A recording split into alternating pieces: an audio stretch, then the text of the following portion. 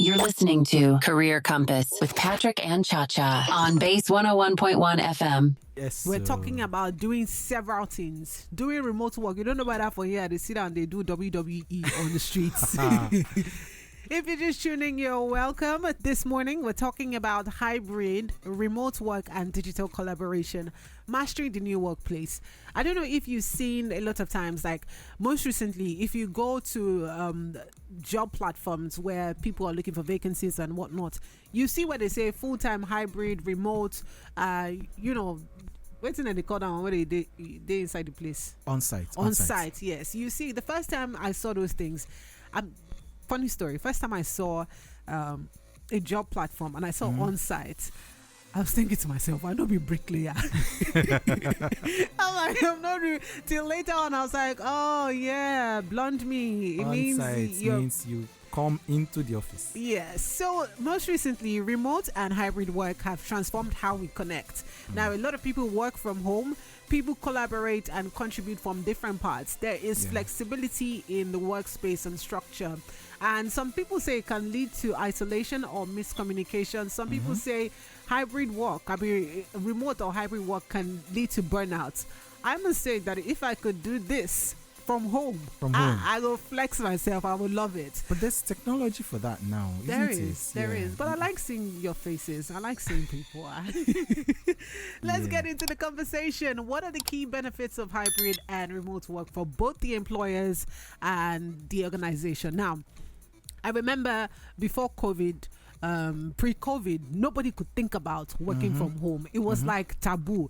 It was like employers just wanted to see you, even if you had nothing to do. Yep. I currently have someone who is serving somewhere, and he just keeps complaining that where he's serving, he's not doing anything. He has told them, let me work from home, but there's still a cake to accept that. They must see your face. They must. So what do you think the key benefits to someone who is listening now? I'm sure they're saying, this person must come to work. Let's know why. Why is it so important? Well, you see, first of all, the world has changed. Yeah. Like you said, once upon a time, 5 years ago, if you are working from home, the assumption is that you are doing Yahoo or something. You are doing 19 or something. Those are the only guys that were working remotely, right?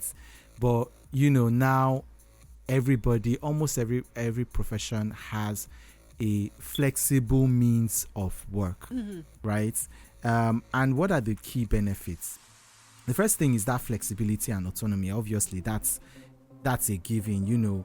Employees can dedicate their most productive hours. Okay, so everybody, what's that thing called? Your circadian clock or something like that, where your sleep, your awake patterns, right? So everybody has those times of the day where they are most productive, right? What's your most productive hour? It used to be night, but now it's in the morning. I promise you, it used to be the night. Okay, yeah. I think my most productive hours are mornings and early parts of the day and later parts of the day. All right, so you get the best of me in those hours. Okay, I'm the kind of person who can send you emails 12 midnight because I'm productive at those hours. Early in the mornings I'm also productive, but when it comes to midday, there's always that lull. I'm the siesta type of person. Okay, now if I were working remotely, I would fix my schedules along those productive hours so that my job gets the best out of me, right? Compared to me just coming and doing the traditional 9 to 5.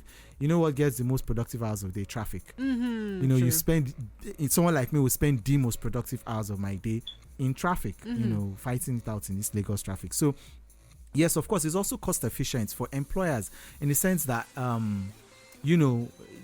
what you spend on those overheads costs like office spaces, diesel, because there's no light in this country now. Yeah, so employers can save time and money on these capital expenses, while employees can save time and money on commuting. Okay, right. Time and fuel that you spend commuting in Lagos traffic, you get to save that. Of course, it gives you access to global talent. I know many people who are working for global companies, earning dollars, from the comfort of their home. Right. Right. And for those companies, it gives them access to a wider talent pool, all right, rather than just the talent pool they would have if it were people coming to the office, all right. And then of course finally, obviously, improved work-life balance. That's a double-edged sword, because on one hand, you just mentioned burnouts. You know, you're literally on all the time because you're working remotely. The lines between your personal and professional life are blurred because of the remote work. And then you can also have the opportunity to, you know, balance your personal responsibilities, reduce stress, and, you know, for companies, it boosts their retention. I mean, this sounds very exciting. It sounds like, you know, I should just look for remote work to do. But obviously, I believe that there should be challenges that professionals face when collaborating digitally across locations and time zones. You said you had somebody who is earning in dollars, or, you know, people who are currently earning. But I mean, it can't be so easy. It's sweet to hear, but it be like say, you know, sweet. So yes, there are downsides. There are downsides. Okay, so I remember, now this was like 10 years ago, I had this colleague who worked in a company where they had branches across Africa and Europe, and his line manager was based in a country, I won't call the name, but basically Nigeria is 2 hours ahead of that country. So, you know, because he still had to come to the office, you know, Nigeria as at 10 years ago was not yet ready for remote or hybrid work, right? So he will come to the office. His resumption time is 6 a.m. because his line manager resumes by, when it's 6 a.m. here, it's 8 a.m. there. So, and then by 3 a.m. his line manager has shut down. So from 3 a.m. to 5 p.m. he's just doing nothing. So he had to speak to the Nigerian country manager and say, hey, look, you know what? My line manager has closed by 3 p.m. There's nothing I'm doing in the office. And when you guys are still at home sleeping, I'm already in the office by 6 a.m. So he was able to, you know, reach an agreement with the Nigerian country manager to say, hey, you know what, I'm going to have to close by 3 p.m. because I come in, you know, by 6 a.m. So obviously that means the first problem with this remote work is time zone difference. So you work for an employer, here we're on WAT, West African time zone, right? Imagine you're working for someone on the Eastern time zone, or what do you call those other time zones? Other time zones. I think there are about how many of them? You know, so there's that time zone difference. Okay, imagine where it's you're working in a company and it's still midnight there, and this is our own productive hours. So yeah, communication gaps. You know, without face-to-face communication, sometimes a lot of things can be misinterpreted. Right. You know, many people miss that informal interaction. So I also know I have a friend who was working remotely, but quit the remote work to take an in-person job, because a hybrid job, because they missed that one-on-one interaction. You know, just sitting in your room 9 o'clock to 5 p.m. You know, no interaction. You're gonna be a homebody. You might get tired of your space. Yeah, you just get bored. You know, so yes. And of course, you mentioned burnout, yeah? You know, where the line between work and home gets blurred, you're always on. And, you know, finally, from an employer's perspective, maintaining a cohesive company culture is difficult, because you're working with people that are geographically dispersed all over the world. It's difficult for culture to cascade because of that distance, yeah. You know, one thing I know that is for sure is the fact that when you work in an office environment and there are people around, you tend to be able to show your power, show what your strengths are, be visible. We're talking about remote work. If you've been considering it as an employer or employee, we have some updates for you, things to make you decide what you want to do with your life. Now, I do understand that hybrid or remote work can be very, very interesting to do. I mean, you have your time, your space, you can walk in your underwear, whatever it is, and enjoy your life without anyone stressing you out. But there's something that I feel is very important when you're working, is to show that you are working. Your visibility. I mean, Yes, an influence while working. If you cannot relate with people around you, how can you, as an individual, show that, you know, you are doing your job? All right. So, you know, especially when you're working remotely, it's difficult for you to be visible, because you're not in the same room with your colleagues as it will be if you're working on site. All right, so first of all, you need to provide updates. Don't wait till you're asked for updates. Regularly share your updates daily, weekly, monthly. Make sure your reports come in as at when due. Even apart from your regular reports, provide updates on your what do you call it, schedule, your work schedule to your line manager, to ensure that your manager or your supervisors are aware of what you're doing. All right, because they're not seeing you, they're not checking on you physically. Although now, even if you're not there physically, they can check on you through technology. But yeah, make sure you are proactively providing those updates. Okay, when you have meetings, don't just switch off your camera, switch off your mic, and mark present there. Okay, if you need to switch on your camera so they see that you are paying attention, don't be in your undies like Chacha said. Make sure you dressed appropriately for that meeting, and there are no distractions.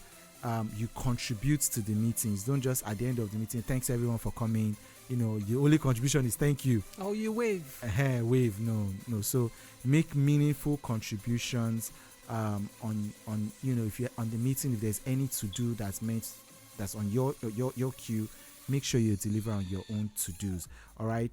And then when you do contribute, it's good to document. Okay, because you guys are not in the office physically, the tendency of somebody else taking credit for your contributions is very high.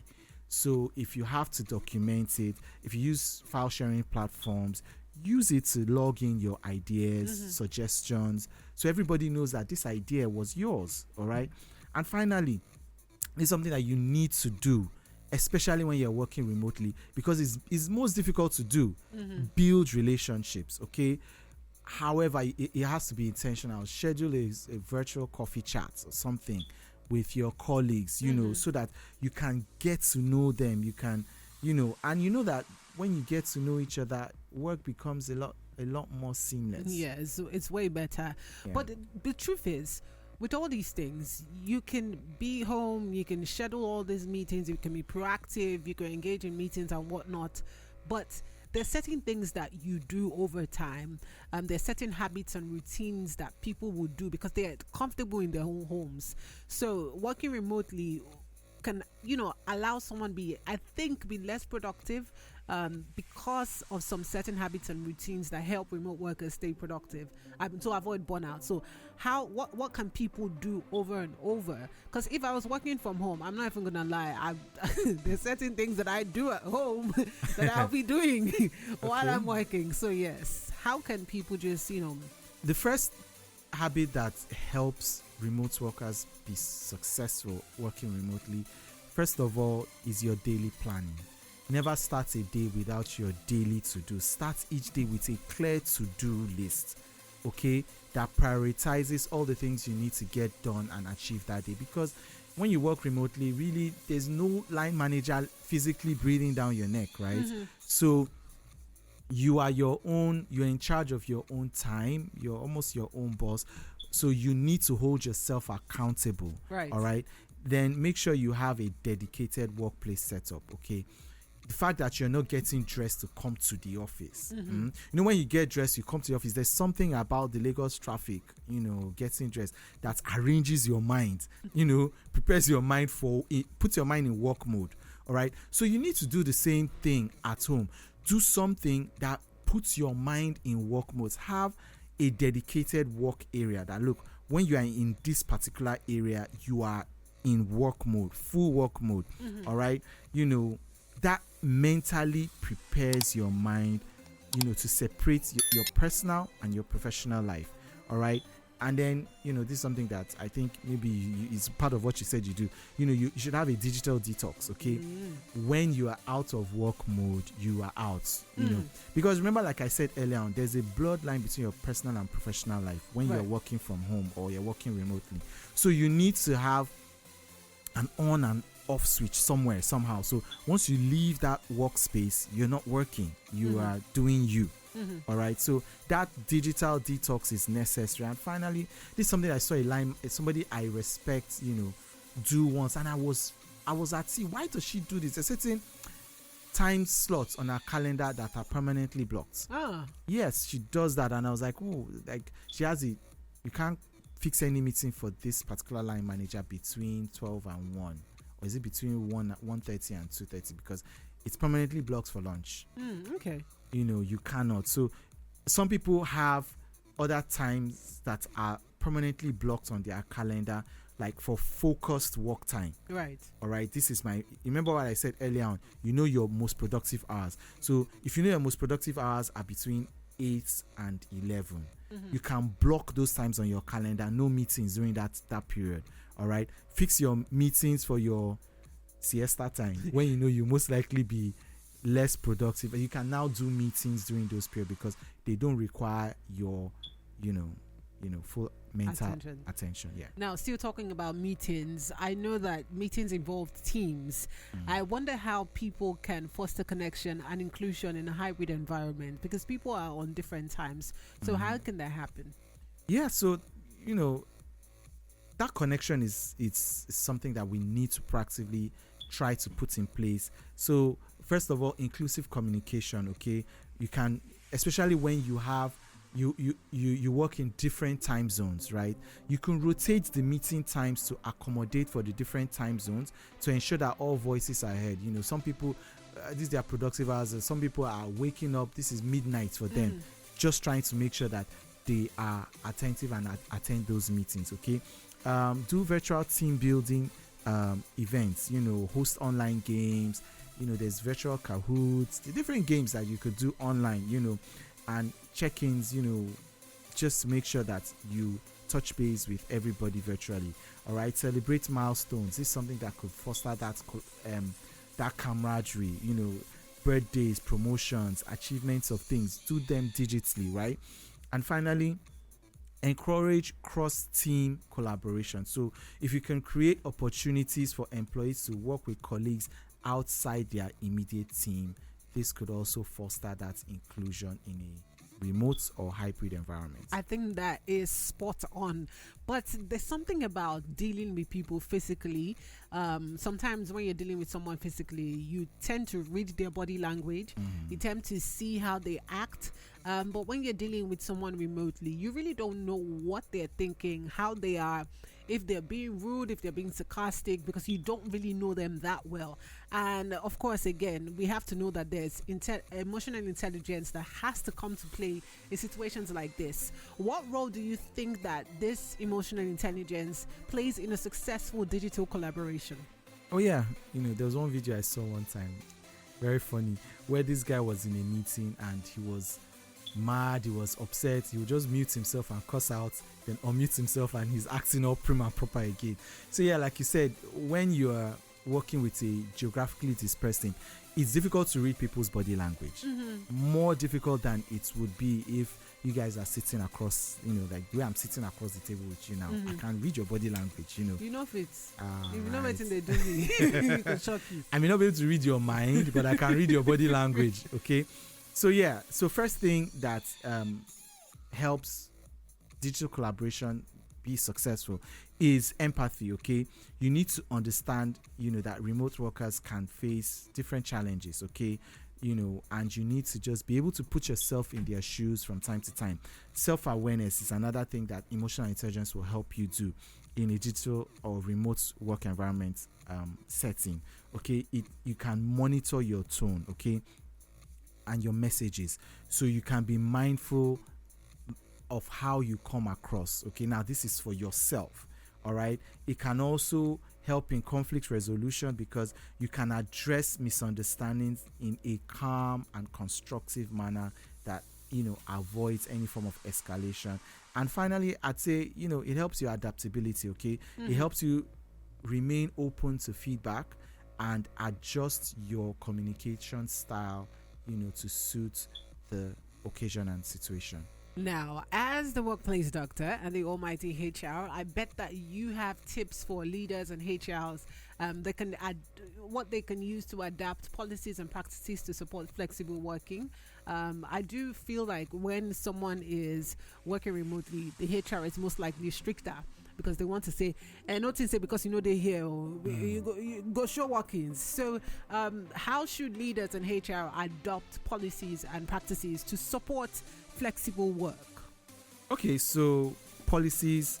So first of all, I think training is very necessary. Everybody needs to be trained on remote collaboration.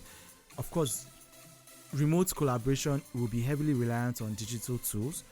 All right, so people need to be trained, and there are so many of these tools out there: Zoom, Trello, Slack, Asana, Notion. There are so many of these tools that if you're not familiar with how to use them, it would hinder digital collaboration. Okay, recognition and rewards is very important. Okay, so you need to ensure that employees, especially your remote employees, are acknowledged for their contributions. I remember a funny scenario where we had one employee who was on permanent night shifts. Okay, so he was the night worker that nobody knew apart from HR and security. So one day we're in a promotion, like a promotion committee that approves and deliberates on all employees that were recommended for promotion, and then they his line manager put this guy up for promotion, and nobody on the promotion committee knew this guy. They're like, who's he again? What's his job? And of course HR was there. HR to explain, he works permanently night. And they're like, oh okay, I see. Yeah. So, and of course HR was there to ensure that his name, his voice, is raise the voice for him where his voice could not be raised. Of course, wellness support.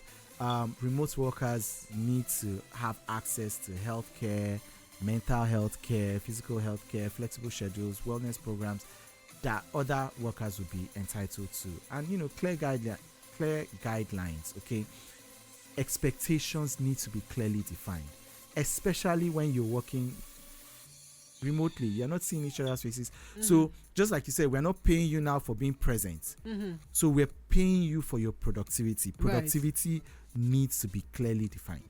I mean, if you could pick working remotely or on-site or hybrid, what would you pick?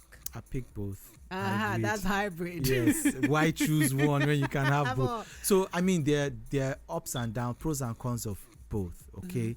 But why choose one when you can have the best of both worlds, which is hybrid? My take is I'm a hybrid kind of guy. Akbidi logo. But I won't mind remote. Ciao. Second choice. If is you remote. have any Igbo friend, just ask them. Waiting, I just tell you. Okay. Akbidi. In the meantime, you mentioned digital collaborations, and of course, since we're trying to move in this life from being remote or hybrid on site. As you want to wrap up for me, please can you share for some people who need to be updated on some digital tools and skills that are essential for thriving in a modern workplace? Well, yeah, so I mentioned some. So you could look at your digital tools. Let's talk about tools first. There are some tools that promote synchronous and some do asynchronous collaboration. Okay, so for synchronous collaboration platforms, you have like Microsoft Teams, that's synchronous. I mentioned Slack, Trello, Asana for project management, Notion for seamless teamwork, Zoom for meetings and all. Asynchronous communication could happen on tools like Google Docs, SharePoint if you have shared drives. You mentioned skills. So things, digital literacy is a must. So you need to understand cybersecurity, virtual etiquette for especially virtual meetings. You can't come for a virtual meeting in your PJs or things like that. Things like that, they're just not right. It's a virtual meeting, but it's still a professional meeting. There you have to be professional. She's making faces. You can't do that virtually. All right, so there's virtual etiquette, okay, for meetings. Data management is also crucial. Project management skills are very important because you need to be able to organize yourself, organize your tasks, track progress, and manage deadlines remotely. So in conclusion, I'll just say this. Look, thriving in a flexible work environment is more than just access to technology. It demands all the things we've mentioned: emotional intelligence, being intentional, and all of that. But I'll just say this, digital skills is not a nice to have, is a must have in this new era of work. Chakam, I love it.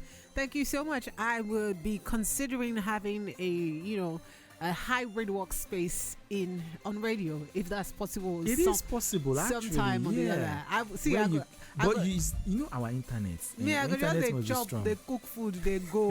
I will be chopping food while I'm talking to everyone. In any case, thank you so much again, Workplace Doctor. How can people find you? How can people relate with you and get in touch with you and know more that has to do with HR? All right, so you could reach out to me, your Workplace Doctor. My name is Patrick Umo on all my social media handles: Facebook, Instagram, TikTok, LinkedIn, YouTube, X. I miss anyone out? Or you could look up my Facebook page, Your Workplace Doctor, as well on Facebook. You're listening to Career Compass with Patrick and Cha-Cha on Base 101.1 FM.